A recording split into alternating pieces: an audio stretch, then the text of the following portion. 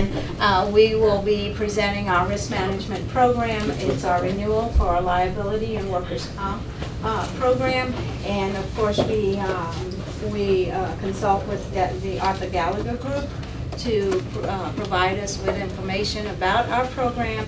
And today we have Jory Vandervoort and Tony Abella Jr. here that will present the details in detail. So with that, I'm going to turn it over to Ms. Jory. Great, thank you. Thank you, and good morning. Again, my name is Jory Vandervoort. Our Director of Education and Public Sector Business, Tony Abella Jr. He has worked on your account in the past along with me, as well as a number of our other educational clients in Florida, and certainly with your neighbor, with the Duval County School Board. So he has a wealth of information and an interesting perspective on things as well.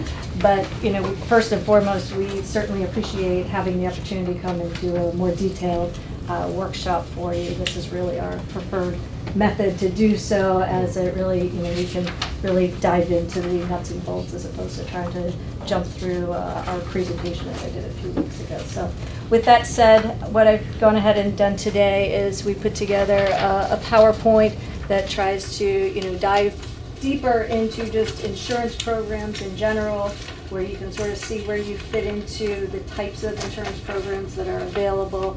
We'll talk about some of the loss history. We'll go into your program specifically, and then the conclusion. I've put together this PowerPoint that you can certainly ask me questions throughout it. Certainly please don't wait till the end to welcome those questions.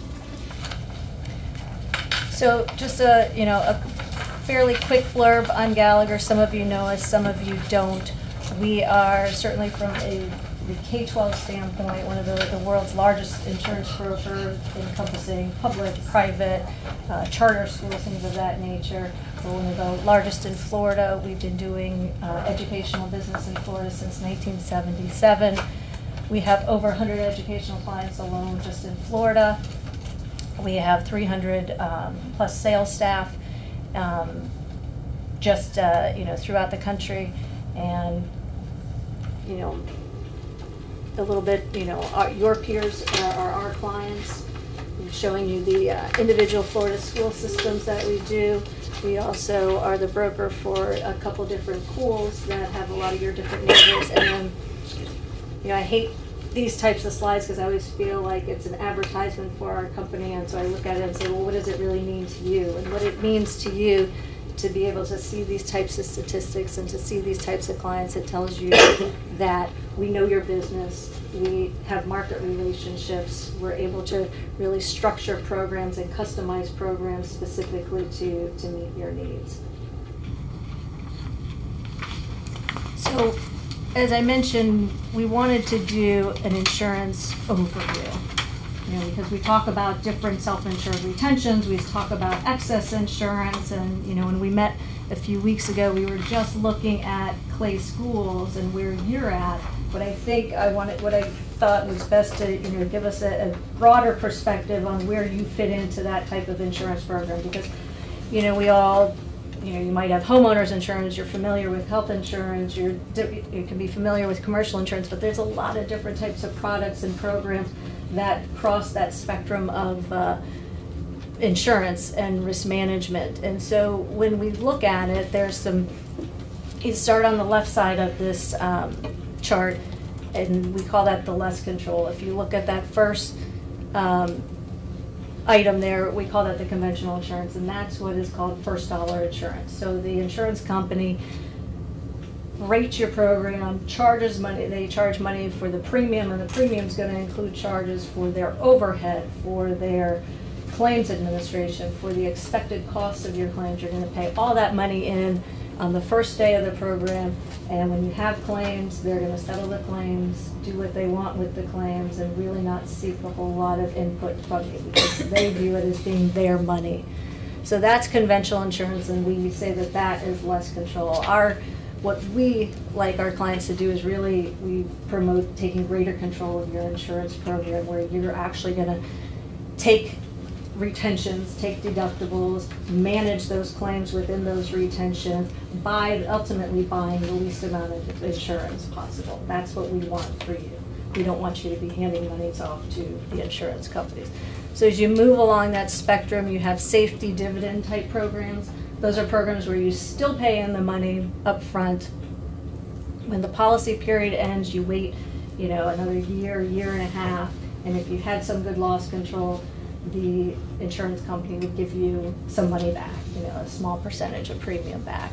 The same type of philosophy with the large deductible retro program is the same type of thing. You're just you're taking on a larger deductible, whether it's $25,000, $50,000. You get to the middle of this spectrum, this continuum, and there's two areas. There's protected self-insurance and specific excess insurance. I've shown you where Clay County School fits on that. But a large portion of our clients fit in that middle category there, the protected self-insurance and the specific excess insurance. So when you talk about the protected self-insurance, what that actually means is that you would, and I have some further charts along in this presentation, but basically where you would cap the number of self-insured retentions that you pay out in a given year. So you ultimately stop paying self-insured retentions. You've actually moved along further in the control continuum, and you've been able to do that because you have some very good loss experience. You have good quality staff, people that are helping to manage the claims. You've hired very good service providers. So you've moved over into the excess, we call it specific excess, so there's no aggregate protection for you. You're paying those self-insured retentions each and every time. But when you actually look at the loss experience, you'll see that you can do that. In the past, you've had a pretty high tolerance for risk, meaning you're not adverse to taking retentions. Can you explain the difference between aggregate protection and no aggregate? Yeah, and I'm going to get to that in a couple slides if you'll just bear with me, because we go into more detail on these, but I wanted to just give a few definitions here. The rent-a-captive and the captives, we really don't see our public sector, educational sector clients doing that. That's more for private commercial type businesses that create their own insurance companies per se. They have tax advantages, and obviously as a governmental entity, those tax advantages don't really resound with us. And then you get all the way to the other end of the spectrum, taking the ultimate control and purely self-insuring, meaning you're just not going to buy any insurance. We don't have any clients that don't buy any insurance, but we do have clients that say for certain lines of coverage they're not going to buy insurance. So we have certain school boards that don't buy excess workers' compensation, or they rely solely on sovereign immunity and don't buy liability coverages as well. So you can certainly move along that spectrum and not have to be completely self-insured, but where you can sort of pick and choose depending on how comfortable you are with your loss experience, with your team of folks that are managing those losses. So I talked a little bit about, when we go back, just looking, and I probably already touched on this, but that first item, which is the conventional insurance, we talked about, it's the first dollar. It responds to the losses from dollar one. As soon as the loss happens, the insurance company takes over, assigns their adjuster, handles the claim, manages the claim, does all the contact with the injured party. They view the premium dollars as their money, and they pay those claims out at their leisure, and they have the ultimate final disposition of the claim. And then one of the keys, and you'll see it, one of the keys to doing this protected self-insurance and even self-insurance basis, the insurance companies earn investment income on your money where they're aware while claims are waiting to be paid. That's a huge, you'll see that you have a huge cash flow advantage by being in the type of program that you are, because what you're doing is you're paying your fixed costs, you're paying some insurance premiums, and you're keeping the loss funds, you're keeping those at the school board, and you pay those losses over time. So, getting to your question about, what are some of the basic elements. So, let me stand up here for a second. So we have the self-insured retention, which is this green box, and this is where you have different items, whether it be $100,000, $250,000. These are your self-insured retentions. Above it, you're buying insurance up above each and every self-insured retention. That's specific excess insurance. Now, the other piece of it, when we were asking about an aggregate versus no aggregate. So every time, if you buy this, what we call aggregate coverage, you can set up a loss fund. There's a loss fund that's determined by the insurance carriers. And they look at historical losses, exposures. It's pretty much an actuarially determined number. And they say, in a given year, we expect that the Clay County School Board, in that policy year, could have, let's say, and we actually have an option for it, but they say we could expect that, the loss fund would be somewhere around 1.7 million. So if you ended up paying each and every one of those self-insured retentions all the way up to the $1.7 million, once you exhaust your loss fund, you would be paying a premium for this insurance. This is the insurance right here. And it's $1 million that actually drops in and starts paying those self-insured retentions for you. So the difference between, let me go back. So the difference between being in protected self-insurance, between the specific excess, is that aggregate extra $1 million of insurance that you can buy. Okay, thank you. Does that make sense? Yes, it does. How about that? And we don't, And in the obviously, past- we don't have that. In the past, you did. In Yeah. the past, you did. You had that at some point. And what you found was that you were actually doing a really good job of controlling your losses. And the number, the sort of actuarially determined number from the insurance company was coming in higher than what you believed your number would be. So We were beating the actuary. You were beating By the a good actuary, bit. which is great. And so you elected to save, because we have a quote for it. This year, they've given us a number and they say, okay, it would be $1.7 million for the loss fund. If you want to buy this insurance up here, that's $18,000. So if we just use those numbers historically speaking, if, let's say the 1.7 was higher than where you had been doing it, because when you looked at it, you were saying, well, we think it'd be around 1.2 million. It didn't make sense for you to spend the extra $18,000 for insurance protection that you weren't using. Your annual losses over the last 7-8 years have run between $500,000 and 1.3 million. So you haven't approached that 1.7 any year. So while we have, like I mentioned, we have a quote that we could buy this layer and feel protected and say we know that at some point we're going to stop paying our self-insured retentions. We can buy that this year for, I'd have to double check, but I think $18,000. But the reality of it is the number here that they're trying to determine seems too high from where your historical losses are showing. And that's a good thing. It's a good thing for you in that you've moved further along that control continuum. You don't need the aggregate protection.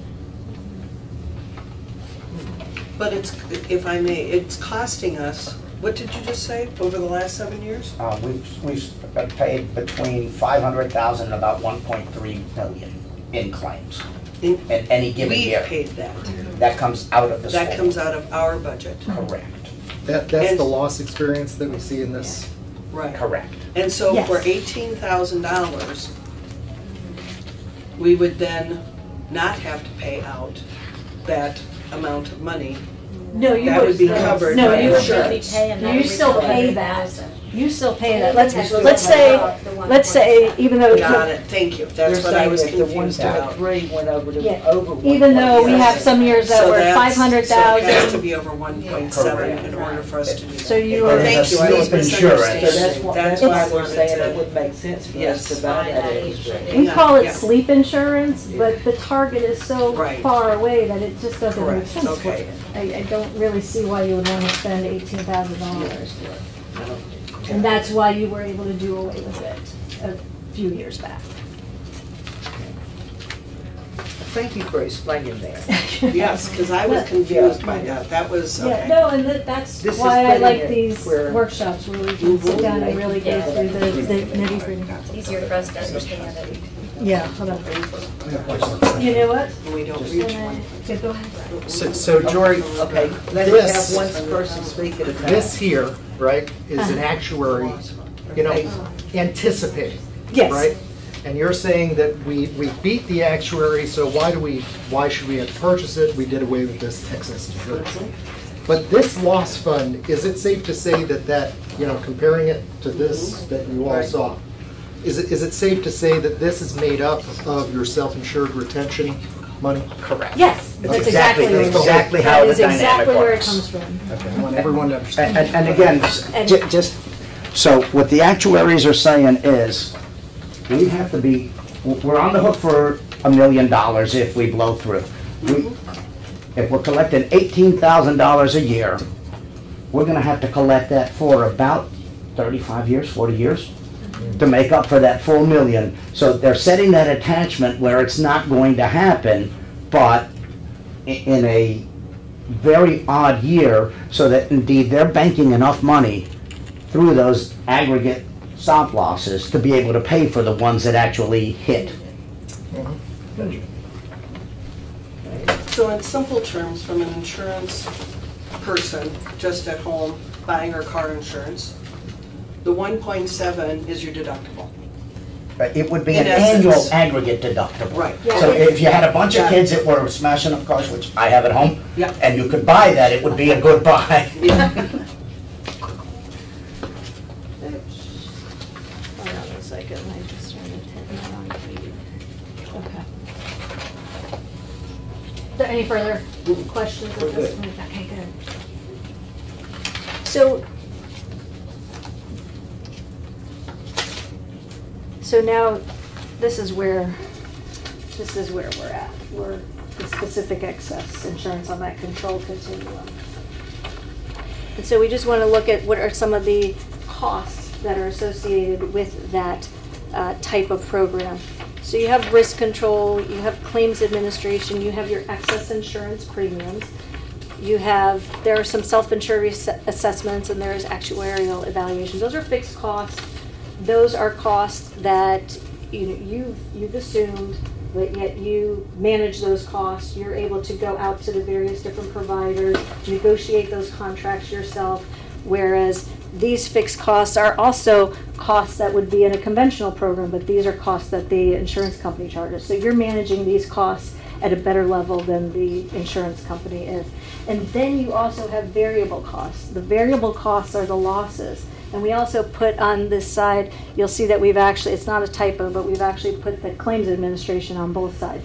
Because a lot of times with the claims administration contracts, it might be a fixed rate, but it's also dependent on the number of losses that you have. So the more losses you have, the more fixed cost claims you will be paying, but the less costs you have, that number goes down. So it sort of is a fixed cost and a variable cost. But these are important because the variable costs, this is in your control to the extent that you negotiate, your contracts and your programs.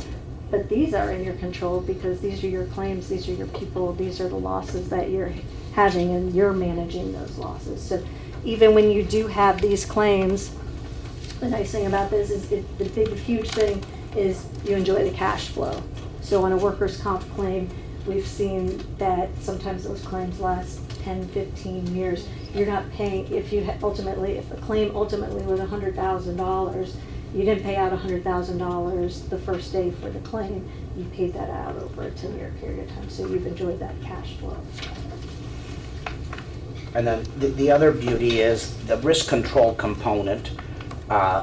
In a fixed cost program where you just hand the insurance company money and then they in turn will pay all the claims, you don't see the direct advantage to your loss control efforts. You all have obviously spent a lot of time and money in having a safe workplace, having a safe school environment, driver training. All of these things become an investment in your program when you're self-insured because the dollars come straight out of what you would be paying in losses. So if you spent $10,000 on a driver training and you end up having 10 less claims thanks to it, it trickles right to the bottom line. It's a direct benefit. Besides just the life safety and the other ancillary societal benefits, you've got a direct financial benefit. So your loss control becomes an investment as opposed to an expense. And that's one of the things that you see when clients go into a program that has more control. You see their costs, their claims costs going down, and it's a direct relation to now they can afford to make these investments because there is a reward for it.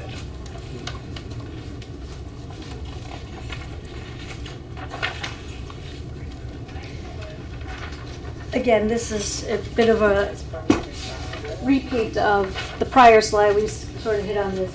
You know, when you look at the variable costs, if you actually chart that out, you have your fixed costs that are down here. That's the number of the excess premiums. That's for everything that's over and above that retention. And then you have the variable costs. So, you know, it's a huge variation. It's completely in your control as to the amount of claims, how you spend that money. So you have the losses that are retained, and then you obviously have the cash flow savings.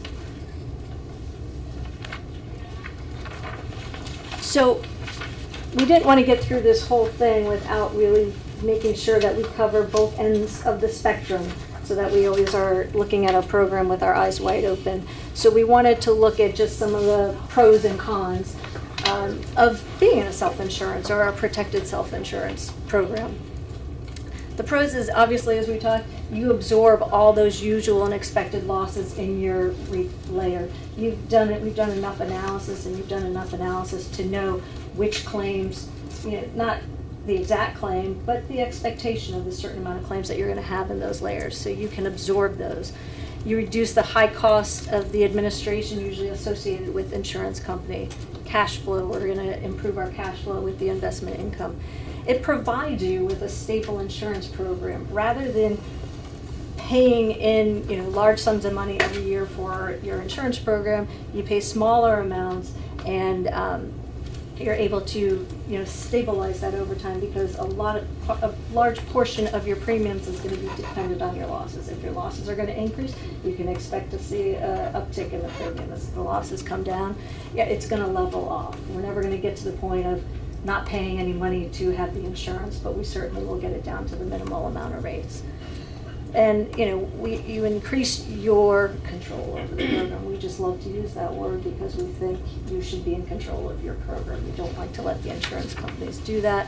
And we've been able to tailor your insurance to be very specific to the Clay County School Board. When you look at some of the cons to it. Can I ask a question? Yep.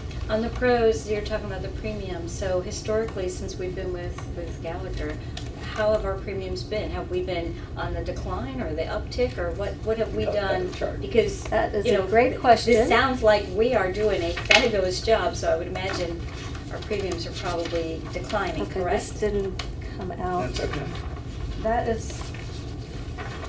That's the historical pricing, but that is not how it looks on the printout. If you go to the, It's page 17. yeah. That is really. Oh, I'm sorry, I didn't mean to jump ahead. This, If you go to page 17, I'm not sure what happened on that Absolutely. screen on there, but you can see, you know, if you look at this, we looked at this just from a 10-year historical perspective, and we can see that from back in 2008, we were close to 1.5 million, just shy of that. And you can see the premiums coming down significantly over time, down to the all-time low just last year of just under $1 million. And just this year, we've seen that slight uptick. And why is that? If we're doing such a good job, why are our premiums going Well, up this year? because last year, unfortunately, we had those significant storms, Harvey, Irma, and Maria, that basically drove the entire market from 7 years of a declining cycle into what should have been a much harder market tightening. But the insurance industry's had so much overcapitalization the last bunch of years, we didn't see the reaction that we saw in '06 post, you know, Katrina, Rita, Wilma, where premiums went up 30–40%, but we're seeing this muted impact because of it. And again, when we say that you have a more stable program, when you've got a program where about half of your program costs are fixed cost premiums, and half are your claims, then when you get a 10% increase in the premiums, it's really a 5% increase as far as your program costs. Whereas if all you were doing was paying $2 million in premium for a first dollar program, your entire $2 million goes up that same percentage. So you get this buffer, if you will, because you're not swapping dollars with insurance companies. So if there's a 7-year decline in the overall insurance market, how much of this 7-year savings is really ours? You said in the first part of your answer there that there's been a 7-year decline, and then now because of the storms last year, we're going up. So how much of that really is our cost controls? Yeah, well, actually, the rates you have this year, we've actually been able to, they've either flattened out, and that includes the property. We were actually able to get your property to be a flat renewal versus where we're seeing most clients are getting 5 and 10% increases. So we thought that is actually an excellent renewal. And then from the package and the other lines, we actually have some decrease in your rates. Again, we were able to negotiate. The only increase that we're seeing is a result on the property because we had the property values that increased. We have exposure. We added a new school. And the new buses. New buses. Is there any type of cap that it's, I'm thinking like an adjustable rate mortgage, there's a cap. If there's an increase, it won't be more than 2% or 3% per year, and a total cap of, 12% or whatever. Is there any type of cap per year what it could go up? It doesn't. Nothing like that. It doesn't really exist. What some clients have done is buy a multi-year program, so that now they've stabilized it over a couple of years. Right. But And have we always been year to year? I think you've come Yeah. before us. Yeah, every for year. the most part. Right. All right, thank you for answering those questions. So when you just, from a con standpoint, and I see the numbers shifted on there too a little bit, but,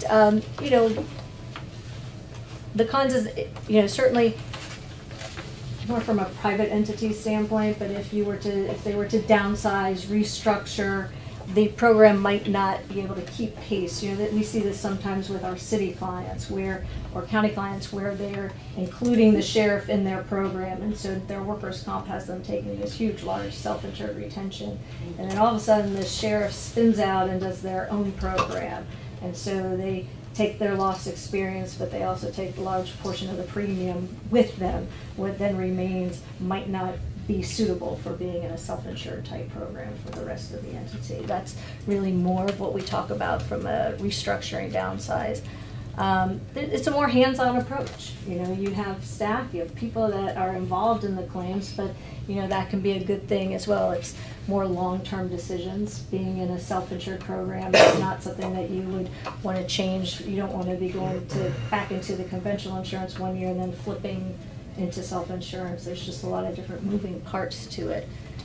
It's certainly a more complex program, but with the right minds and the right people managing it, you certainly can reap the benefits of that. And then, we put the total program costs are really not final until the claims are closed. So, if you have a workers' comp claim that stays open for 10 years, you wouldn't necessarily be able to look at that policy year and know what your final cost was until those claims are closed out.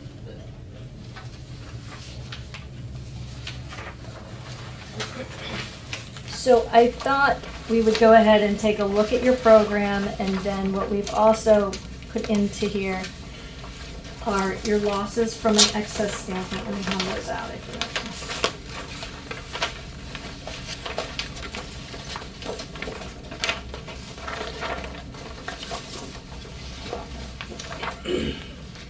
The loss history that I've provided to you is not the actual loss run. I've coded it, we've taken the claimant's names off of it, claim numbers, and really even the descriptions of the accident, because obviously it's a public meeting and we don't want to educate our claimants. So if there are specific claims that you want to talk about, we can certainly talk with Susan and her team individually to learn a little more about those. But we wanted to look at, so what we did, we put these together by policy year, the type of coverage, and then this is for losses that are in excess of $25,000, just to give you a feel for where your losses are, how many you have. This does not mean that this is bad that you have these losses excess of 25,000 for an organization your size. We certainly would expect that you're going to have some losses up here. When you have general liability, what, give us an example. General liability is if somebody, easy one, slip, trip, and fall. Get hurt on a playground. Child gets hurt on one of the playgrounds, child gets hurt at the school. Workers' comp is for your teachers. You have the auto liability as well.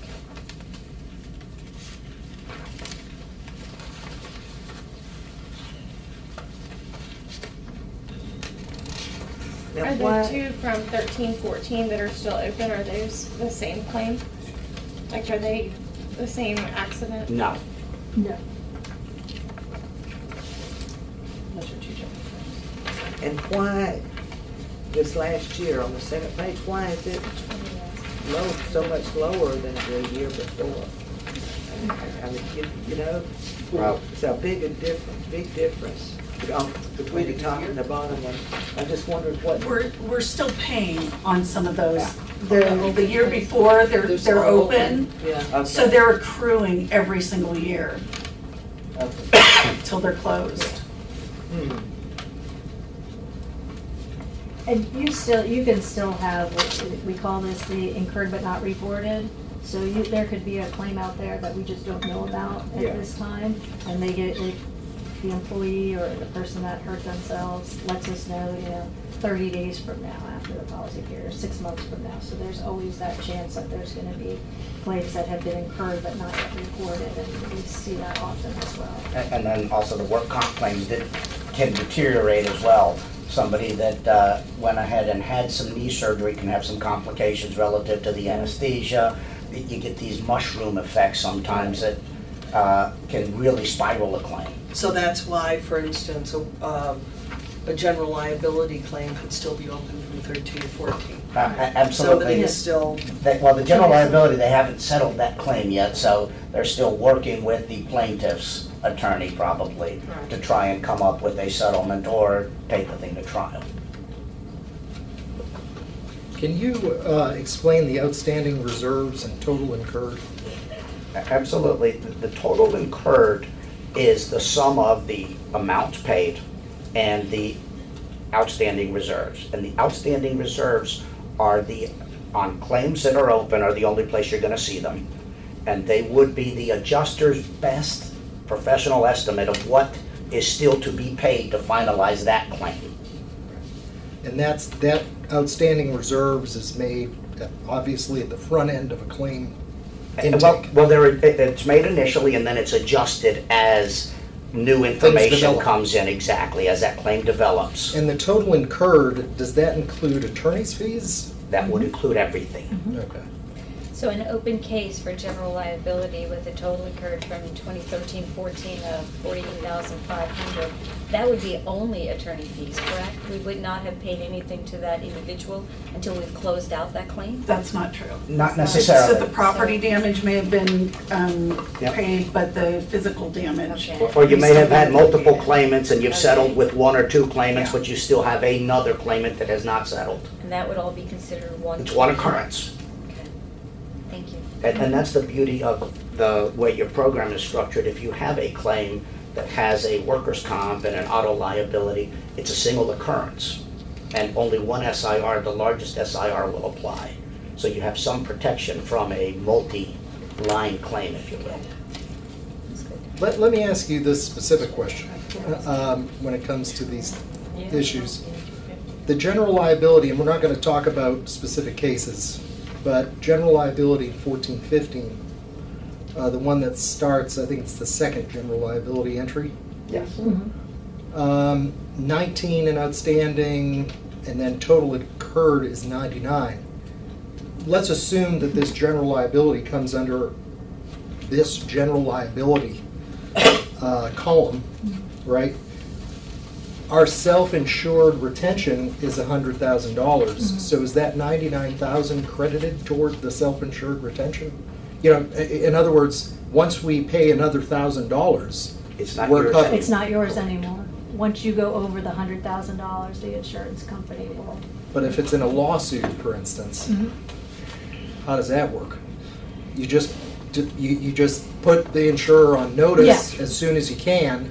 There But are you're different, embroiled in litigation. there's different parameters Yeah. and different types of claims that have different thresholds with which your third-party claims administrator reports the claim to the excess carrier. Whether, certainly deaths have to be immediately reported, or if the claim itself gets to a certain level, then they report it to the carrier. So there becomes a seamless handing off of the claim, if you will. And the handing off, the adjuster, the same adjuster will handle the claim to conclusion, and they handle it on behalf of the insurance company as well. So there is no lag or any lapse, if you will, in the handling of that claim. Right, and you're talking about John Eastern. Correct. Okay. So when was the last time we had a claim that went over our SIR? Any of our SIR? Well, we had one this year. The workers' comp. We have a workers' comp that's still open. SIR It's is not over the 250 for Not over the workers' comp 250 though. though, it's a bigger So number. that's- And if I'm not mistaken, it's been 18 years, if I'm not mistaken, Wow. since we've hit the 250 workers' comp. Yeah. See that, and that's why my is that number so heartburn. large? Yes. Well, and We either pay more to the insurance company, which is gonna charge us a lot more, or we keep it contained Yeah. ourselves. I guess I just feel like our premiums should be a lot lower if it's been that long since we've had to make a claim on an insurance policy. That's a workers' comp insurance policy that I just talked about, 18 years. No, I know, but I was asking the SIR on any of them. Okay. And I know workers' comp is higher at 250, but like liability, general liability is 100,000. That may have been more recent if we've had some of those lawsuits. I think one of ours did hit recently. And Dave, that was the one that you were involved with Dan. Do you know which one I'm talking about? I do, The teacher? yeah, yeah. Yeah. But that would be the only one. I don't know, it just. yeah, I mean, there are different ways to look at that, and the other way to look at that is, you'll see, what I've actually brought is some, just some peer benchmarking, so you can sort of see where your retentions are in comparison to other individual entities. You know, we have clients that have actually moved when they haven't been having their insurance pay, they move that retention, you move it north. You know, so you take some more premium savings, say, I'm gonna continue to control my claims. And what we really want you buying is buying insurance for the catastrophic type loss. Something that's gonna put some balance into your balance sheet to help you control those losses from the get-go. Just, I don't want to steal your thunder, but page 19 of this handout, Ms. Condon, you know, I think kind of overlaps with your inquiry to the options.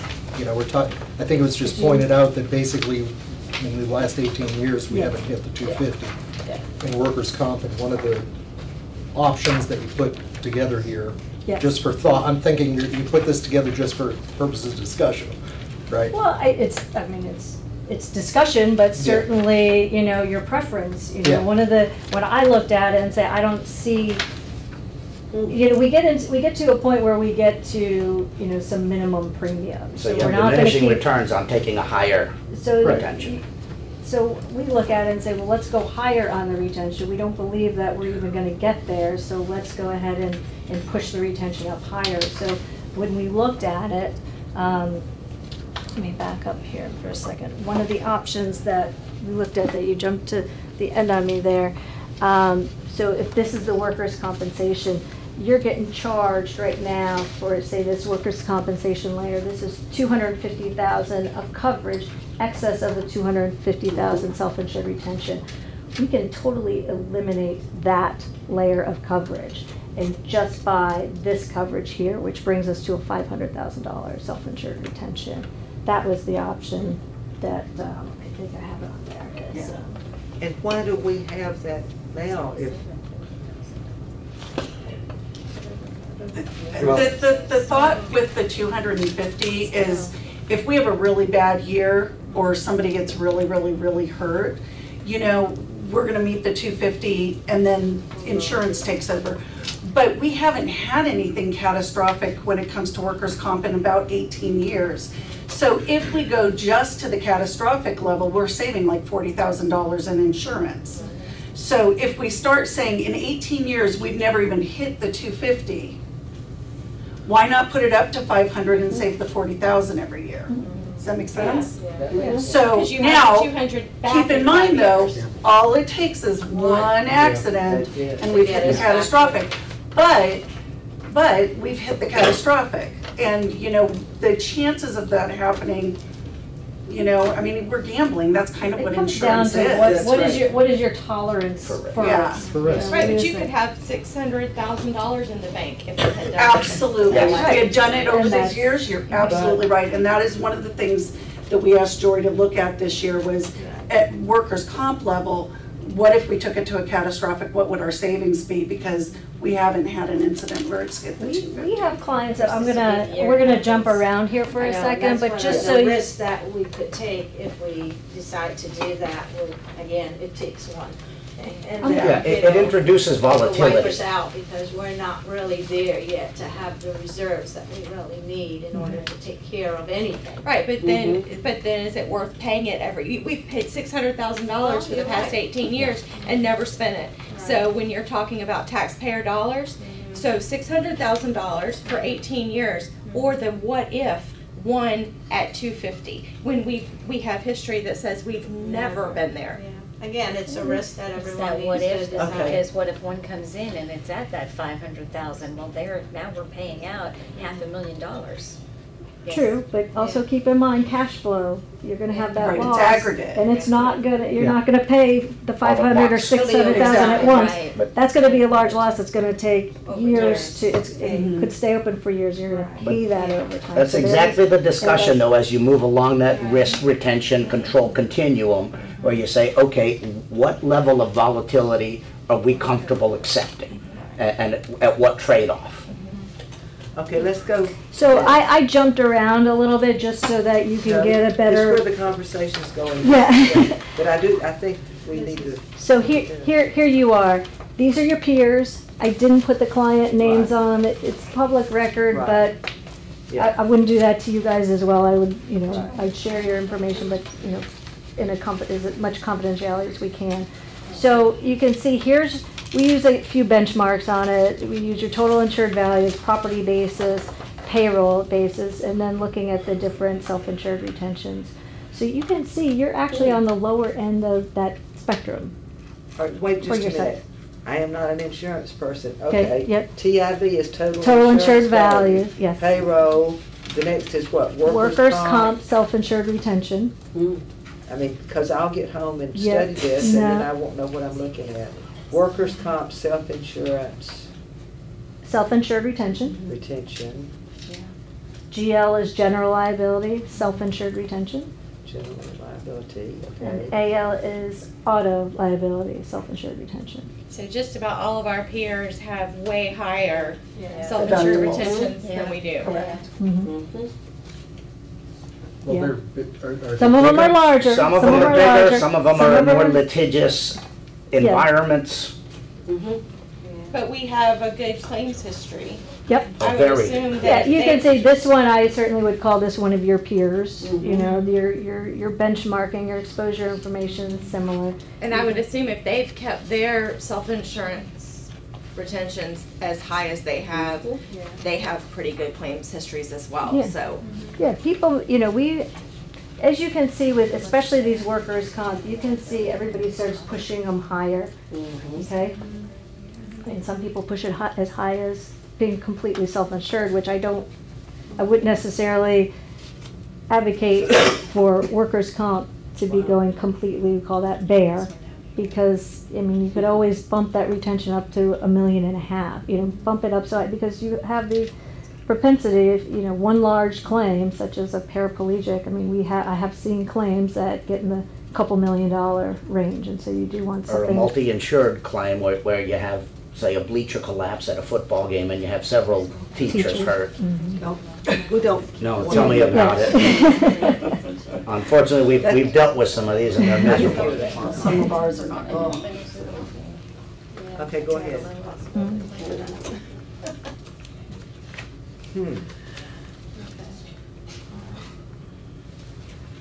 Any other thoughts on it as we look at it? It's just, I see a it's lot to of- help you put it into perspective as to where you are and where you want to go.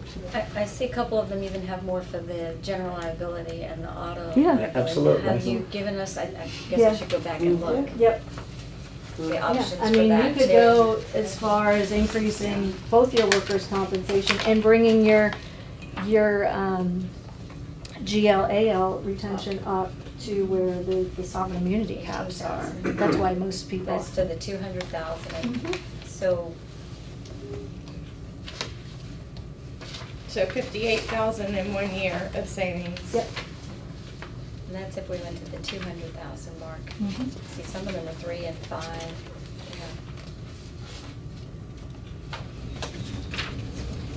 How many of our claims?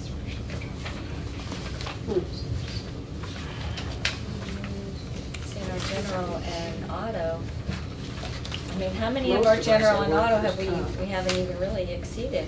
It's mostly all workers' comp, so Yes. it's probably there's no safe risk, but. But that's why I wanted to, that's why I asked to look at this, because it Yes. just, if we just keep doing what we keep doing, we'll never Yeah. Evolve. Absolutely. receive the savings. GPS has improved our auto liability immensely.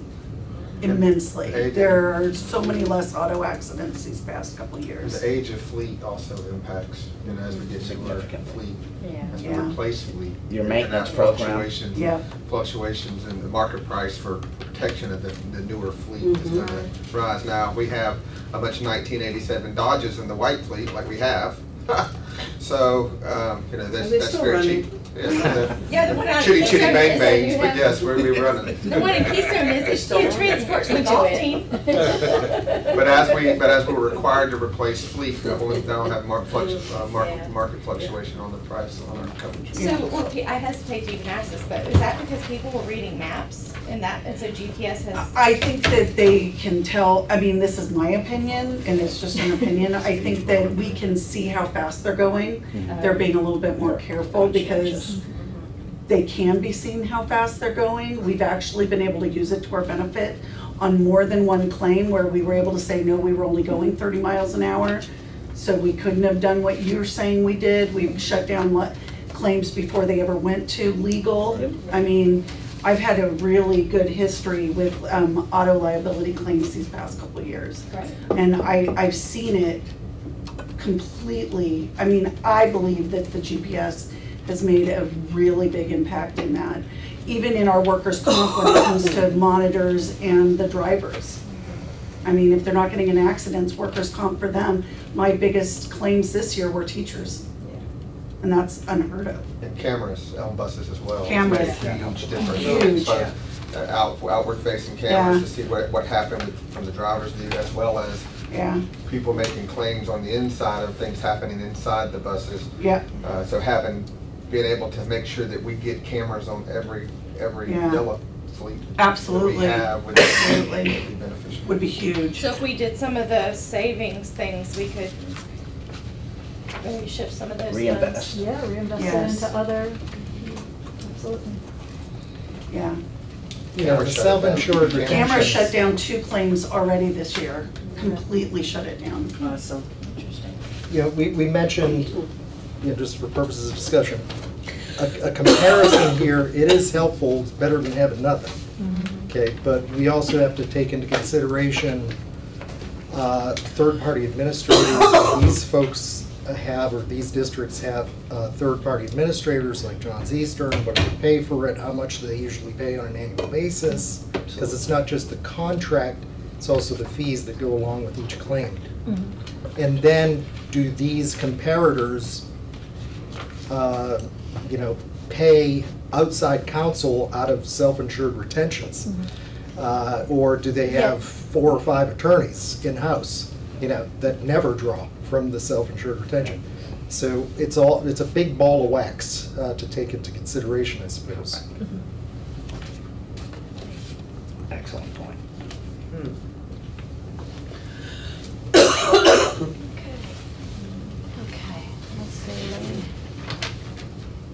do we want to talk about this chart? You feel good about this one? Feel good about that one. All right, we got our peers. We have that one we looked at. So these are the, basically coming up on the end here, looking at the premiums and the options. From our last meeting, we did go back, we were able to renegotiate a few of the lines of coverage to take a few $1,000s off the school board package, as well as the excess workers' comp as well. I think the biggest thing right now, as we were just talking about, is really figuring out where you want to go in terms of the options, in terms of where you want to be. You know, we certainly, as we start out talking, we certainly advocate wanting you to buy the least amount of insurance. You know, obviously, but finding that Sweet spot. the sweet spot for that is. At that agenda review, we had asked a question about the active assailant. Mhm. And is this $15,000 the same amount that was there at that time? 10,000? Go back to this page, this one. The Yeah. active assailant, I believe it's the same price. Yeah, That is the that's same different price, than the that is Guardian. not, that is so- not inclusive of the, School safety School officers. safety school officers. safety The Guardian. officers. at So this where do they point. fall into program. all of this? At this point, well, first of all, they would that coverage will end up going into the school board package here. Okay. Okay, that's where, that's a Liability. liability type coverage that you would need. At this point, the carriers, we don't have enough underwriting information to do that, okay? There's, you know, details of the loss control programs, how you're gonna be training these officers, things of that nature, that need to be further elaborated with the carriers so that they can price it accurately. They gave us an indication a while back with a large self-insured retention, and it was really truly just based on the number of officers. There wasn't any actual underwriting that they were able to do because you don't have the information just yet. So, it's, to answer your question, the premium is not included in this. We would have to come back to you. What with it. happens in August when school opens and we have, SROs and SSOs in all our schools, Mhm. and something, God forbid, should happen? Are we Well, covered? we've been working Yeah. closely with Chris. I mean, she's Yeah. gathering the information. We Absolutely. just don't I'm just have. waiting on the program to be finalized with Mr. Yeah. Kinsler. Okay. So- So I mean- you'll have to come back to us and we'll have to renegotiate or reapprove they- or something, amend it?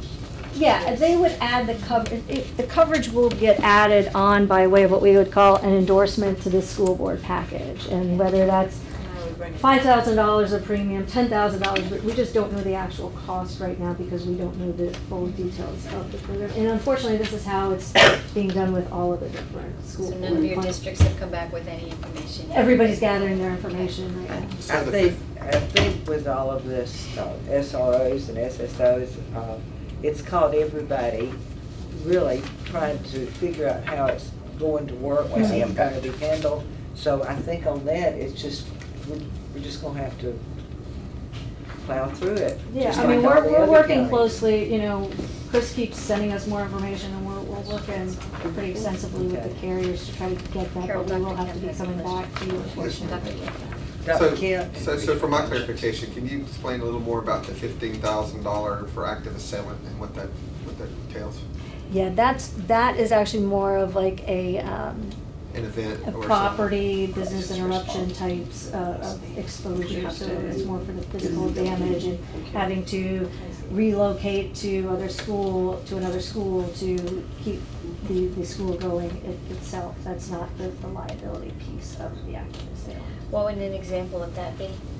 So we have an event at a school and you have to you're gonna shut part of the school down, or you don't wanna go back to that campus, so Right. now there's, costs that are involved in In the relocation. in the So, relocation. like when we bust all our kids Right. from, There's also Emergency crisis transport, wondering for a response, long period of there's time. some other. Grief things, counseling. Grief counseling, Okay. things of that nature that are involved in that type of. have we ever had to file a claim for that? No, Thank God. thank God. But We I- actually if I may, Yeah. we actually added it last year because of the activity that happened that year Yeah. before, right there around here, so I had asked Jory to please look Yeah. into that. I think so that we it's, can Yeah. add it's it. good to Yeah. have that. think we should. So Yeah. obviously you've shown us that there's savings in the way that we do things, but for argument's sake of how much savings, what would our renewal look like if we had insurance to cover the 500 to 1.3 million that we've had to pay out? Do you understand my question? So I if we, think you're- if we cover that gap every year, so we never had to pay out the 500,000 to the 1.3 million, what would that premium have, what would that be, what would we be looking at more additional every year? I think I don't- if they go first dollar. Yeah, so are you saying you want to increase our deductible? No, No, if we went the other reduce our direction. Zero. Oh, Reduce to take it to our- zero. So zero Yeah. insurance, yes. Was that the 18,000? No, because that would be Well, over your that. workers' comp premium would then be based on your manual rates, which, So you're asking the question if we're To go convention. to go Convention. back here? Right, so like last year we paid out 700 and something, Right. so So you're, last year we paid out, or I'm sorry, 16, 17, we paid out $765,000 in the round. Those were the claims over 25,000. Okay, so if we had not had to pay out that amount of money, what would we be looking at in premium difference annually? We already pay the renewal payment at what, 1.4 million?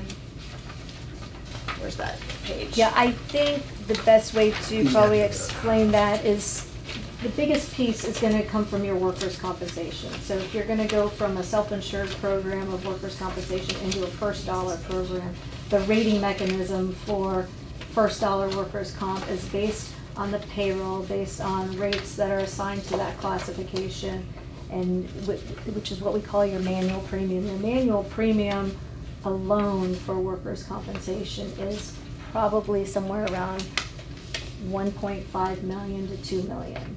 Okay. And so that becomes the starting Okay. point for the workers' That's what I comp. wanted to know, because I think it's important for taxpayers to know that. Mhm. So instead of paying $1.5 to $2 million more And paying it up front. than the one, so total, we would pay $2 to $2.5 million for all of our insurances, and instead of that, we incur some risk of having to pay out, like 2 years ago, $765,000, but that's still less than paying the premium every year to have that insurance. correct. That Well- was the question. Yeah, and what you're talking about is this end of this spectrum, the Yeah. far left of that spectrum, which virtually none of your school clients do. Okay. You lose control. The leftward motion, That makes I sense. suppose, Yeah. that in reality could be captured, depending on what investment the board wants to make in it, is shifting to the left with protected self-insurance. Would you agree? Yes, that would be an incremental step versus going all the way Doing a back. massive swing, yeah. Right. Yeah. No, Ms. Carrickus asked me, was I asking to do that? And I wasn't. What I wanted you to. wanted to No, you were gauge. just, Yeah, I want understand what to you were capture saying. that there's a lot less risk there, but it's a lot it's not more so money much. that costs us to have a lot less risk. You can typically consider when you'd be swapping dollars with the insurance company. When you're swapping dollars with an insurance company, you're probably paying 30 to 40% premium for the benefit of, because they've got their administrative costs, their overhead, they do pay premium taxes even though you all are exempt. So you start adding in all this frictional cost. That's why when we're looking to design a program for a client, it's what's that sweet spot where the client is retaining their known and expected losses, and we're not handing these over to an insurance company, because we know if we are swapping dollars consistently with the insurance company, we're losing in that transfer. Thank you.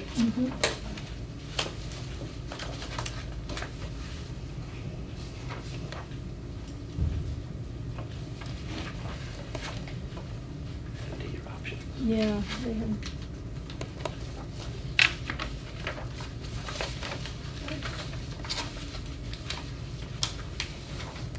So I think we've gone through most of these options. Obviously, the first one is that loss fund. We talked about that early on. So if you were uncomfortable, which I don't think you necessarily are totally uncomfortable with taking those retentions, you can cap the amount of retentions that you would pay in a certain year. You would pay an additional premium for that, but the 1.7 million that they want to set that target at for you seems exponentially high for where you would be going. We think that obviously option B makes sense for you. And we've seen from the loss experience that you're doing well, and so our philosophy is move further to the right of the spectrum, so you increase those retentions. That's certainly an option for you. We can also do, look at that, I see you've got the lettering is a little bit off, so the blank option there, but we could remove that blue layer that we showed, the 250, exit 250,000 layer in the and ultimately having your workers' compensation retention move to 500,000, having a $40,000. And a comment that I would make on that, we had talked about one of the cons, if you will, of self-insurance is that you really have to look at it over the long term. We have had clients that go ahead and say, well, you know what, we're going to go ahead and increase our self-insured retention on the workers' comp. They'll save $40,000, $50,000. They have a claim that year, over, and then they go back and buy it down. It's like buying a stock. You're trying to time it. Don't try and time the market. If it's the right strategy, even if the timing was off, that you happen to have that 1 in 18-year claim in that year, now you've got to go ahead and continue with that philosophy for it to work and for you to benefit from it, instead of trying to get in or out where the timing, you could be a genius that nothing happened or you can be a goat that, well, wait a minute, and no, it's neither. It's simply, this is the right strategy for us, it fits our risk appetite, it fits our budget, and this is what we're going to implement over a continuum.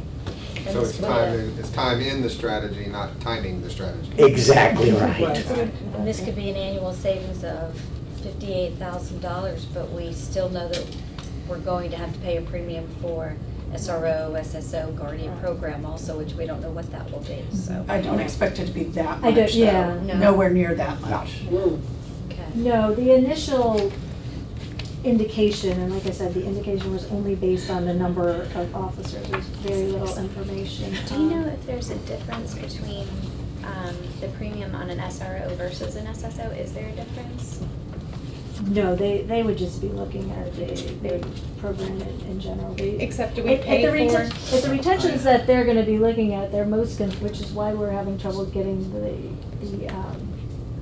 quote, they're mostly concerned about your ability to control and manage your losses within your layer. So that's why they want to learn a little bit more about the policies, procedures of having those folks. So do we insure the SROs? Yeah, that's what I was gonna say, thinking. those So are the those- ones those- the sheriff's And that's office. the The sheriff. We're going to be dealing with the The SSO. So that was kind of a term of art. The SSO versus SRO. And the only question there would be, what does your MOU with the sheriff call Wait, for? We've got about four Hold on a people, minute. we've got about 4 people talking right now. Let's let Mr. Avella talk, and then I heard some talk behind me, and everybody will get a chance, but I cannot listen to 4 conversations at one time, and I don't think you can.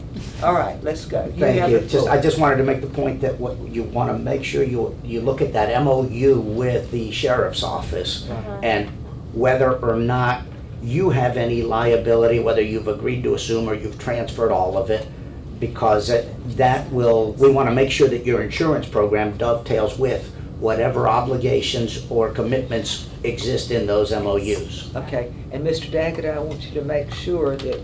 Yeah, we have made that very, very clear. That That's what SROs, she was talking about. Okay. We're additionally Now, insured by let the me let- SROs. All right, you have the Perfect. floor now. We are additionally insured by the sheriff's offices. Our Guardian programs would be our liability, which is why that would fit into the 300,000 program. Okay, does anyone else have a comment or question? All right, we got quiet now. We can go again. well, one last thing, and it doesn't have to be resolved here. I'd love to be able to talk with you a little bit further on this.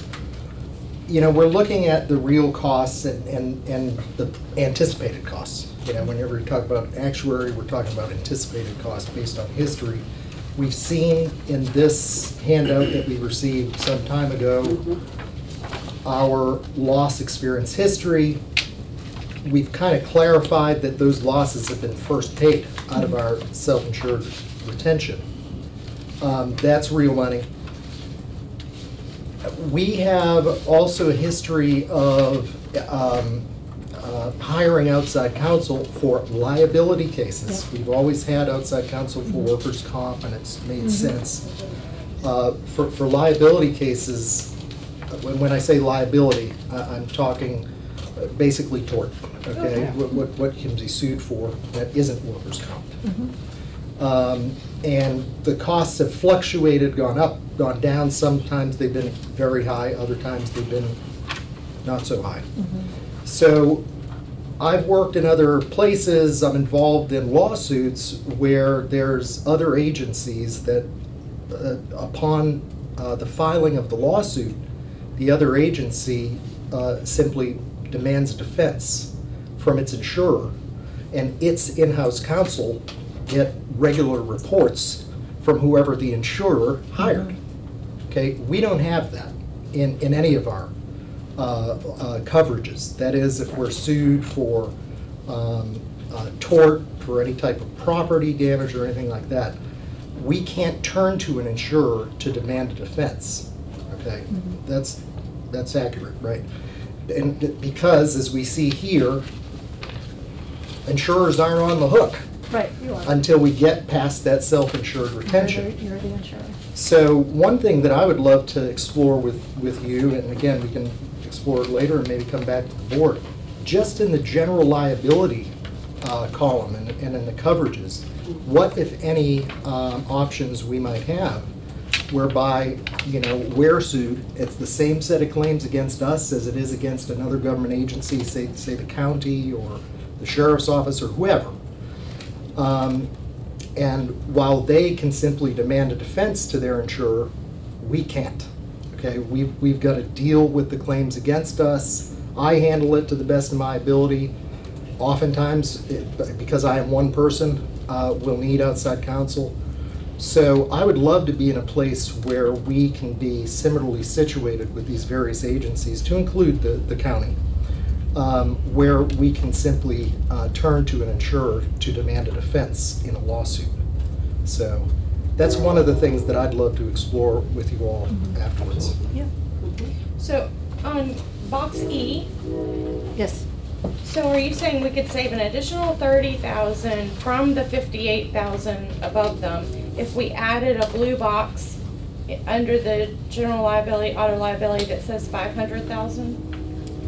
So what they're saying here is that if you're gonna remove the workers' compensation retention, but you're gonna go ahead and add back in, you're gonna add in a loss fund, so of the remaining coverages for the general liability, the auto, errors and omissions, and property coverages of a $500,000 loss fund. So there The would be premium so you're on getting this premium page, Yes. there would be a $500,000 box Yes. in those, Yes. all of those, Instead of that 250. and we No, can save for workers' 30,000 comp. more. For the workers' comp column, The Workers' two- comp, the no, yellow- but the the ye- remaining coverages, yes. The yellow block, Right. the The yellow remaining would box, stay at the 100, the correct? 250 would be 500, is that? Well, Is that? they would, we always try to come up with all different options. I probably haven't come up with exactly. We would, Go back to the chart. yeah, let me.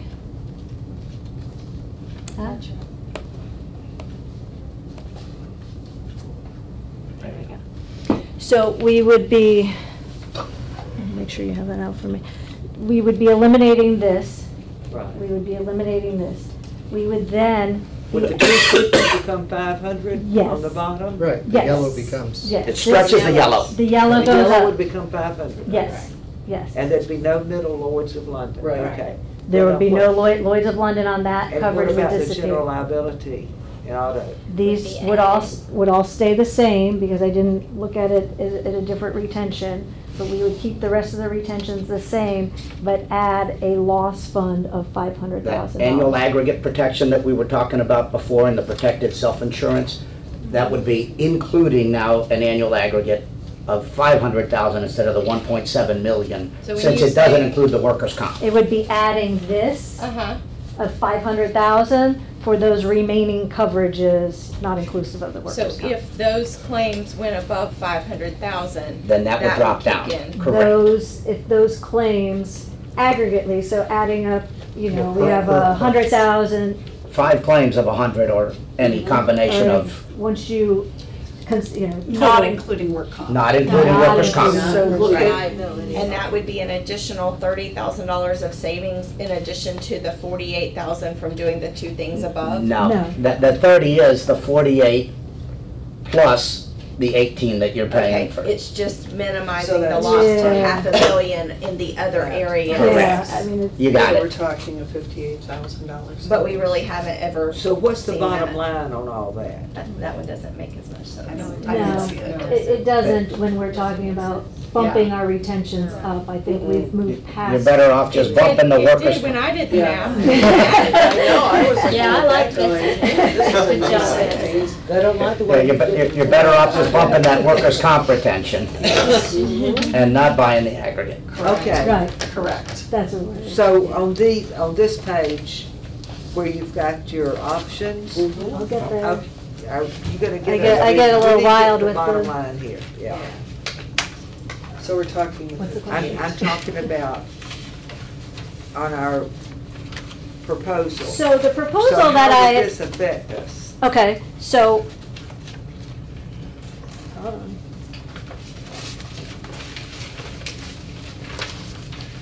We go back to this page.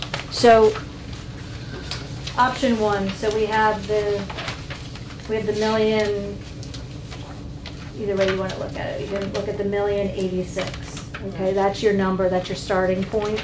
Okay. Okay. And what is option one with? Option one is the expiring option coverage. pay, okay, Is what you, okay. is what you had. That's what we currently have and what the premiums are going to. Right. And so now, if we want to make any changes, adjusting retentions, we're going to adjust them off of the 1,086,000 that we showed, okay? So I think we're in agreement that We don't want. option A A doesn't doesn't make sense. Option B, we think that one makes sense, so we would take 18 grand off of the 1,086,000. Both parts of that. And, yeah, Minus 18, I guess we minus could- 40. B2 is what we could probably call that one. So we remove the layer, the workers' compensation layer, another 40,000. Option C doesn't make any sense for you, that's actually going the opposite way of buying your retentions down. We don't think E, or whatever, we messed up our lettering here, but option E doesn't make any sense. And then the other, this was just more of a one-off option that the carrier had given us on the active assailant. We Yeah, have a- but that one intrigues me because we have a $10,000 deductible, Mhm. but for $1 million limit, but you're saying we could go to $5 million for an additional 10,000? Yes.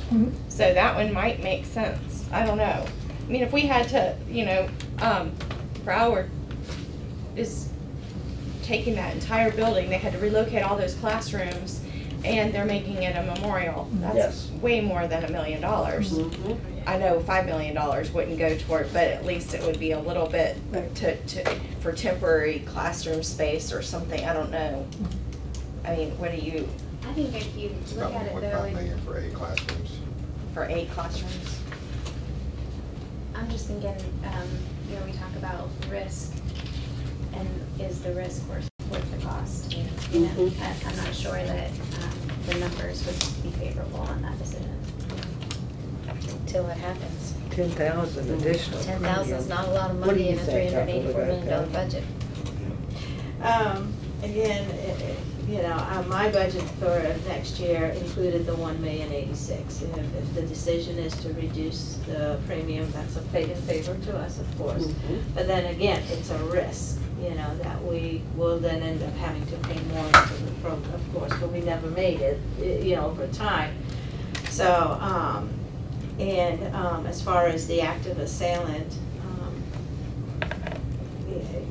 I think with the savings, there could be the absorption to where we could add. It's always good to add more insurance. It always is, always good to add protection if we can afford it.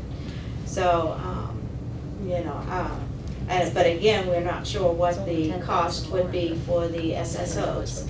So part of the savings would go towards that as well.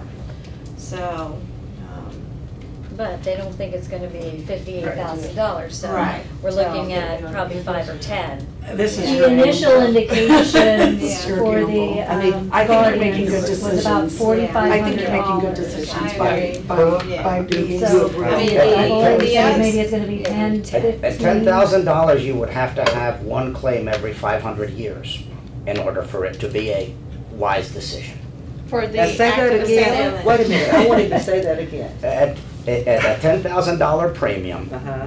if you're buying 5 million in limit, if you have a claim once every 500 years, you are getting your money back. So that's, just to put it into a context, of how I like to look at the payback or the return on it. So where are we with our $1 million? So we have $1 million for how 15. much? A 15,000. million for 15, your payback period on that is 33 years. No, Yeah. you're saying You're the missing a million zero. and. Yeah, I guess I'm having a hard time in my head trying to figure out the He's- right thing to do on He's it. benchmarking, when he's talking to the actors, he's benchmarking the premium against the limit that policy's given. Yeah. Okay. I know, it's Was that just- what your question was? No, or were you talking about the that million one's the one I'm for- having a hard time kind of trying to figure out in my head because I appreciated Ms. Gilhousen's comment, and I think if we end up in an, God forbid, we end up in an active assailant situation, I'm not sure I'm not sure our losses, that's gonna be, that's gonna matter. Well, think about how But it's much also- dough just cost us to build. Right. I mean, how much did it cost us? Are we, if it happens at Doe, are you gonna close Doe and make it a memorial? Or if it happens at Grove Park Elementary, which is valued this way, maybe you do close Grove Park, but are you really gonna close Doe? I mean, the It's just a chances, matter of, again, the risk. Yeah. Is it going to happen? You I mean, don't is know. it possible that it's gonna happen? It's You- possible. Is it likely? We would like to think not, especially with the Guardians and the SROs. No. I mean, you can think of it as this as well, and this might be a stretch. You think about our hurricanes. Yeah. How often and frequently do we have that? A couple of years Here ago, we lately, had a the savings. last 2 years. Yeah. We actually increased our windstorm But we coverage didn't do a because claim. our buildings are so old Yeah. that we know that it will cost us a lot. If there's any increase that we need to take into consideration that could potentially happen, I would say look at our windstorm coverage. Yeah. Because that's really where it's going to cost us That's right. more than anything else. And I Yeah. would So- also suggest that if we're gonna consider that F, then we should look at other school districts where those situations have happened and where did that money come from in order for them to turn that into a memorial, because I would venture to guess that there's probably, in a situation like that, private donors that are going to come in. And that's a very affluent There are. area. This is a guess, we're all just gonna, how much, what do you feel, but right now, and God, I may regret this, God forbid something happen, but right now, as Dr. Holgutbo said, I'm more worried about hurricanes and trees blowing through our buildings like it did, several homes in my neighborhood. And we all hope and pray that nothing happens to trigger this. And we're doing everything we possibly can, to prevent this from happening, but I'm just not sure that I want to spend $2,000 additional premium right now. God forbid, don't tell me I said this if something happens. No, but But it's I on the mean, you've video. got, they're reaching, For all to see. just what, but you reach a point Yeah. that we don't need to do an over, but we're human and we're just gonna have to go with it. But right now, I'll go along with whatever y'all wanna do on it, but it just, I feel the same. and it just yes. makes me a little anxious. Yes. Clarify again for me, that's not the money that would be paid to the families, victims' families. That's not the money that would be paid for employees. That's like if we had to close a building or something, as I understand it. So that's why I was All trying the to say, that infrastructure. wouldn't be where we would really be trying to focus. Yeah. That's the thing, We and would be focusing on the families, not that Yes, building. yes, I We would agree. try to do whatever we could for those Right. families I and agree. students and get it back to normalcy, Right. whether it's Right. going to another school or busing to another school. or Bring whatever the counselors, case is. transportation. But I think in other avenues, we can handle, Yeah. so that's my feelings if y'all want to. I think, with the you know, chart. I'm sorry. Excuse me. I mean, I don't know if y'all feel the same way or not, but I'm just a little bit anxious on that one. But I So obviously, you know, we don't make decisions here, and it's teed up for Right. the board's decision Right. Thursday. But we I think can if, talk- you know, one takeaway here is, you just take the recommendation as stated. I think the most concrete option that actually has a dollar figure attached to it insofar as savings is the wiggle room in the workers' comp, right? Where you're either making this yellow, keeping it as is, or you're gonna increase it to 500,000 in order to achieve a $40,000 per year savings. Right. I would urge the board to consider that as a first step perhaps. And remember, when we're talking about the coverage of SSOs, that is not per se active assailant. In fact, it probably in most instances isn't even at all related. Right. What we're talking about with SSOs, here's what we do know. No one that I know of, and you just stated, none of the school districts have achieved actual underwriting. Right. It's, what I'm seeing in the report is similar to what I'm hearing from other districts insofar as you're gonna have to put aside a new self-insured retention of $300,000 probably, correct? And hope that Britt or Lloyd's of London issues you coverage. Well, you know, it's interesting because Texas saw no increase in rates. Kansas saw rates go through the roof. Correct. So it's crazy to me Yeah. that Yeah. in State the is same different. country that, Yeah. and that's the same section of the country. Yeah.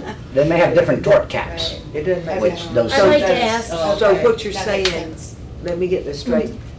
The 40 and 18, the 58,000 reduction in premium for B, Right. so we would just subtract that from this 1086? Well, could you bring it back in a format with option 3?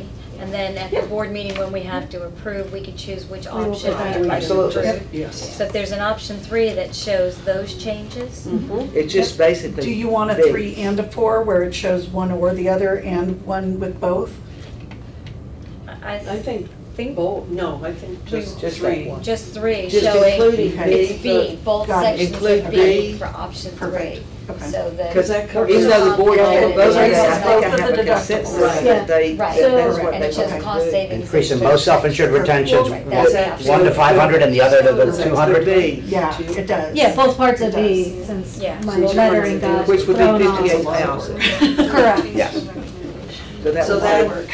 that puts more on you then. You got 2 It's days. an opportunity to search. 2 days. Just make a little, quick little chart. That's right. That's it, just one little PowerPoint Okay. page. Yeah, no, it saves us One money. chart. It saves us money. It Yes, does. all right. Either way. Dr. Legutko has the floor. Thank you. Typically, the agenda item, when we bring it to the board, it has a recommendation from the superintendent, option A, option B. So since we're modifying the options, what would you like me to say as far as coming from the superintendent? He'll be back, what, this weekend? Yeah. Why don't you He's just out of add town. it as an amendment? Okay. And then when whoever it comes up before it can say, All right. you're not We're recommending. recommending All right. option C. This is, Okay. this is, All right, I can. this is on this week's agenda. Yes, it Uh, is. Since it's Tuesday, Yeah. you can go ahead and adjust it. adjust that, Okay. Oh, even that'll give better, us the 48 hours. just show the Right. three. Yeah, Yeah. yeah. Yeah. So we'll call it 'Cause I w- option number 3. I'll Yes. just Yes. revise it. What is the, what is this option to this other company? So, and I could even take off object, when we met a few weeks ago, they actually, their price was that price. We were actually able to go back to both carriers and say, is that your best number? And they kept theirs where it was, and the other one brought theirs down. I see. So, which is why both excess workers. So why do comp- we have a 1 and a 2 now? You don't need the 2 Why don't we anymore. get I rid can of get one rid of of- these yeah. and then add 3, and Right. 3 can be the new 2? Yeah, I can. 3 weeks ago, I didn't want to make a whole lot of changes because I knew you had the old version, but that's. Hey, I'm Kind of like good with 50 that. is the new 20. Yeah, And right. John McCormack, you got a Jordan Are they diagram. saying they want me to take that out? See it on your and just paper, call show the option work. 3? That's what I thought I heard. And then turn to your So I'm program gonna and talk about eliminate it. option. And none of the answers Yes. are on the. And then the That's next, the only what I one. insert is I'm Option gonna on call it option 3. You got close, you tried. No, the option 2. Okay. You want Because one they or two? eliminated option 2. Well, she's And saying two, just or so this one. one, Just pick three. because this one was already labeled as 2. Right. Here we are. Do you want me to call it 3? That's good. That's okay. We're eliminating the second 2, aren't Right, we? so I get it, so my Yeah. question, I guess my question on Yeah. that from Right. just making sure, Procedural. a procedural standpoint, if I eliminate the option number 2 box, and I put a box there, you want me to call that option 3, or does that become the new option Well, number are 2? you eliminating, Well, I thought that's what I heard you say, or would you rather me just leave the option 2 that makes no I think we should leave sense? this as is, Just since leave it this and is put already the option backup, 3, and you but don't then need we to all confuse know. the citizens and Okay. add 3. Okay. You just add option 3 and that I'll way it just add doesn't a get third confusing. column. And it can just be, Yep. You don't have it to doesn't change even all have to be this this then. PowerPoint, it can be one additional page, Mhm. option 3, and then we're Wow. adding to it because we are adding it as Yeah. an add-on. I So- think what you originally should probably be had is separate, the yes. executive summary, so I'll Right, fix this, which is what you Okay. originally had, Right. and I'll put the, And you can Right. provide us Renewal with that pricing, night. right. Yeah, just Give bring us a the new hard new, copy of that. one of these Thursday night. But what's posted for the backup? But I- for the I Do won't- you need it for the backup for the agenda item within 48 Yes. I'll hours? give it to you. You I'll can- bring it, Today. I'll bring it, she won't be. Bring us a here. hard Well, no, copy. we Yeah. could- It doesn't matter if this Dora, I is think they done need in it today. 48 hours. What? does I it? think they would As need long it as today to we've get it got into this. the agenda item. Yeah, I can call We Kayla on can, the you way can home. bring us this Thursday night, Okay. but as long as we've got the 48 hours on the one additional additional. page. Okay. Okay. Oh, wait, Are there say- any other? Wait, Jory's confused. You want me to update this? No, No, no. Just Just the this. option column has to be Just done the by option, today. that page. just this page. Just that page has to be done Well, today. Yeah. I So mean, I the can send public it, can This is review already it done. and determine if they have questions to bring Yep. before we vote. Right. Absolutely. I can have all of this to you. And Dr. today. Gutko will Yes. help, I'll make sure So- it's on there. because, and Karen, Ms. Bush knows, she'll get it on the Okay. agenda within Yeah, 48 well, hours. I mean, that's the only page that we need to change, so Okay. we'll. Thank do you. that. Yeah, absolutely. Are there any other comments or questions? I want you to know something. I will be the first to tell you, I am not an insurance person. I really have to grasp the whole concept. It's all in these acronyms. I don't, you know, but I will say, I don't know what this is, so please tell me. But you made it very clear Very good. and understandable for those of us, because Thank we're you. not insurance people, and we appreciate you doing that this morning. Well, this is what we like to do. Which is why we this. need to This have it is- in a workshop every Yeah. month. Well, this- Don't bring it in. Well, it like used to be that. this way years ago. Yes, we used to do this a lot, and But this is how we I- I prefer don't to know why do it's it. I like When did it this, stop? I think because typically when we brought it, it was with the health insurance. Right. So it was it was a piece just about insurance. Yeah. Wow. We didn't have But a I health think because we didn't have the insurance, because that was the most looked at. This was typically, brought. And it was almost When I like an first got after- on the board, it was just property and casualty Oh, insurance. really? And Okay. we would meet in Fleming Island's library. Absolutely. And we had a meeting every year, and then A we had a workshop. workshop followed by a special meeting where we Correct. voted on Right. it. But I'm gonna tell you, And then it stopped. I like being in here because I feel like we're sitting around the table Yes. and that we're able to hear Deliberate. I feel like it's a real workshop. rather than Yes. sitting, Yeah, huge. I'd rather, Sitting Not so quick. I think this is Right. good because it gives us a chance to really get into this and get some comments and some feedback. Yeah, standpoint. absolutely. But- We appreciate the opportunity to do it. Okay, Madam Chair? Yes. May I? oh, yeah, Okay. yeah, we're through with this, Okay. but Mr. Daggett, yes. Okay, Or so is there a certain? kind of dovetailing with that sentiment, okay, I had distributed way back when, probably November, risk management policy, proposed risk management policy, talked to you all about that. And I think it really does kind of parlay with all of this. Gets us back to maybe where you once were, okay? Where at least someone from this board is always kind of tuned in, has a place at the table for risk management claims committee issues that we can actually have entirely off the record. There are exemptions and exceptions that we ought to take advantage of. So I'm going to redistribute these by email. There are two models I stole. Okay, one is from Pinellas, one is from Bay. I'm not married personally to either one of them. They're really for this board's consideration, and I figured I would just tee it up again while we're talking about it. Also, Ms. Condon, with respect to the SSOs, you had mentioned, what does our policy look like at the, I think at the last meeting? Right, the Yes. weapons policy. Right, so I have drafted up proposed revisions on that I'll distribute to you all by email. Just for your consideration, perhaps discussion. Of course, no decision-making need to be made on either one of these at our next meeting. I just wanted to kind of reference those. And then in, tandem with the policy, whatever the board chair or the board wants to do with the statement. Remember, there's that statement that was issued in April of 2018 while we were all trying to figure out what are we going to do. The school board statement What was our statement? regarding the possession of firearms on school property. got you. Basically, Okay. you were All right. saying in this statement that was made part of the minutes, you kind of doubled down on your 2.36 policy. And of course, all those things now need to change. I just figured I'd bring that up now and hope that we can set our next policy review workshop. I know how everyone is so excited to do that, but I figured I'd just throw that out there. Thank you. Okay, You've well, I already was, sent us the risk management one, right? Yes. Okay. Did you Okay. send us both copies, both Yes. versions? Well, you're going to send I'll it send again. them again. Thank you. okay. I have not really had conversation, but I think that the board, in looking at our calendar, other than our board meeting for July that is held at the end of June, it looks like we have a free month. And We have a what have we got workshop. in July? July 23rd. 23rd, my tentative budget Oh, yes. to be advertised. Okay, I've got that. And a but- public That's hearing it. at 5:01 on the 31st. 501, but 23rd and the 31st. we pretty much have some free weeks, and I'm just thinking that they're not gonna wanna jump into the HR, which is our next segment, is, in July, so we can do it at the end of July if y'all want to, or we could wait. What's the first day of school? The 14th. 14th of August, Tuesday. If y'all wanted to do it the first part of August, or we could go ahead and do it the last week in July. What's your pleasure?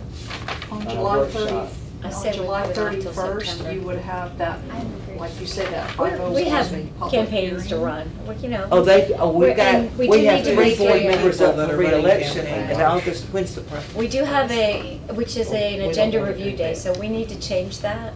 the one? I don't know about What you is guys, that? but August 28th is election day, and we are set Oh, for an yes, agenda yeah, review. I saw Oh. that. So we need to switch that to That a I different agree day. with.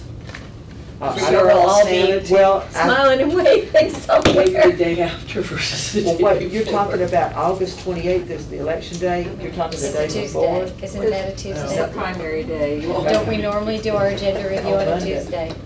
No, we always do it on a Tuesday. Don't we do agenda review on Mondays? No. Tuesdays? Sometimes we have done it on. We I have, so thought we let's did switch it to agenda review on Monday. Monday. We did one. Because we leave here to go to Rotary, No. go to Can we, dinner. what about? No, we leave here to go to Rotary. What about, just a thought, All right. the agenda, we can't move it, we have an August meeting. Now, 21st would be too early. Yeah, our For staff that won't have agenda, anything ready that's for what I that was just weekend. thinking, that's way We'll too We'll just early. move it to Monday, the 27th. Or you could push it to after. Well, July 26th, what are you talking about? August 27th, have the agenda review for the September meeting. It's a Monday morning, and it'll be just one day earlier, which is what we did last month. We did it on a Monday. You guys- Just last week. Are not gonna be waving signs or doing anything Yeah, on why that don't you Monday push it Not to Monday the morning, Monday's I was fine. going to say, well, What about the 30th? the I would Thursday go, of I would go later in the week. I'm just thinking. Because that's the day we have to publish it, so if sanity-wise. there's any changes or anything that has to take place, we Right. can't do that to Mrs. Bush and to staff. It has to be Monday or Because our Tuesday. meeting would be the 6th. Is there a What about the reason you guys 29th? can't do Monday, the 27th? No, I'm Then let's just thinking do- of you guys. I can do it. Well, we can do it a time of the day, because if y'all are gonna be waving That'll signs be the day before the before election, anyway. you'll do it early in the Yeah. morning and late in the Do it afternoon. 10 o'clock. So we could do it Just in come in. the, Yeah. I mean, we could do it, we There's could no do it. mentor, well, we could skip mentoring that day. Would y'all, well, no, school's in We'll be session. back in. Do you start mentoring that early? We don't normally the first week. Yeah. no. I think we This would be the Not till third week. September. Well, what time, if we met on the 27th, if y'all wanted to do your sign waving on the corners. Oh, isn't it nice? Isn't it nice? Hey, wait a second. No idea. I remember waving for both of you. Mary and I aren't up this time. We did this 2 years ago. And I don't usually bring this up, but Wayne won last Friday. One what? Was run- Oh, he didn't election. get an opponent? Well, No opponents. congratulations. Thank you. That's the way to run a Thank race. The races I've had with no opponent are a lot more Why don't we fun. go for 9:30 on the 27th? They're a lot less Okay. interesting. Now, if y'all wave signs, what time We we go at go? 9:30. She's checking her calendar. Really If y'all love it, wave but it's signs, on a post. if you're waving signs morning and Bad afternoon, signal in. how soon could you get down Let here? me back in on Wednesday the 29th. After the I election. don't think we're gonna wanna get The up day and come after right the out election. here. And I you mean, guys- it's gonna be a late night. I really I don't wanna do it that next morning. I would rather Monday. I think 9:30, 10 o'clock is How about fine. 10 o'clock sounds All perfect. right, Going once, going twice. wait a minute, we'll wait for I Miss, think I am. It's We're gonna schedule for 10 o'clock. That's fine. 10 o'clock on the 27th. That'll give you time to wave sign. You can come in your If not, sign, we'll- well, I don't know, can you wear a campaign shirt to a board meeting? Just turn your shirt Bring another inside out. Bring another t-shirt. Why don't you- We turn actually your shirt- have a policy that says we cannot do Hey, that. turn your shirts inside out. Right. I think actually state Doesn't law matter. says you Right, can't do that. right. No, no, We cannot do no, that. I request that y'all just don't wear your We're campaign blazing shirts to the Public, meeting. I don't want any you lawsuits. cannot All right, 10 o'clock. campaign on public money. Oh, okay. Yeah. 10 o'clock, this is August 27th. August 27th. Yep. This is our agenda 10 o'clock. review. Okay, and, all right, so then before that, do you want to set a time for a workshop? Because our next section is HR. Let's start that Let's in just do it in September. September. Yeah. You want to wait till, September sounds like they a want to good wait till time. September. It's not going anywhere. We'll pick up that conversation August 27th. All right. That sounds like a good idea. September is gonna get slammed. September, once school starts, y'all know how to do it. That's okay, we can squeeze that in. They Ash's are kids will trying be their in best school to have already. July and August to be out walking door to door, right. begging people for votes. I understand. They do not want to do anything until after the election. Okay. All right, so Done? if there's nothing else to come before the board, the meeting is adjourned. Awesome. Very good.